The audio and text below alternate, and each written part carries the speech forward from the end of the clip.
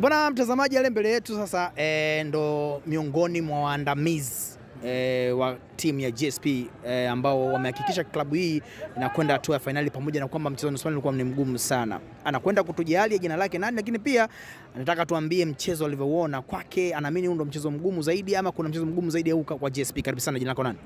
Naitwa Islam Shibori. Bwana, kwa mechi leo unaamini ndo mechi ngumu zaidi ama hii ni mechi sio ngumu kama mechi zingine zilizopita nyuma? Narudia tena kusema maneno yangu.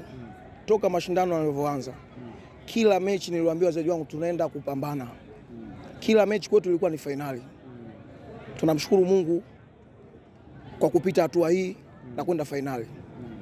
Tulikuwa tuna mechi 3. Tulikuwa tuna robo finali, tulikuwa tuna nusu finali, sasa hivi tupo finali. Tumebakia na mchezo mmoja. Tuendelea na mchezo. Sasa finali ni nyinyi dhidi ya Bad Nation. Timu ambayo inafundishwa na Ali Kamwe. Maana itakuwa ni vita Alikiba this Ali Kamwe. Nini ambacho unakifikiria kuelekea mchezo finali na unasema nini na wana Kariakoo? Wana Kariakoo, nia yetu sote ni moja. Sisi tunataka kupeleka heshima ya Kariakoo. Ukizungumzia Kariakoo unazungumzia ni nchi. Kariakoo ni nchi. Sasa na hiyo ndakuwa ni mechi, si mechi ya point. Hiyo ni mechi ya matokeo. Nia yetu sisi ni kuwa mabingwa.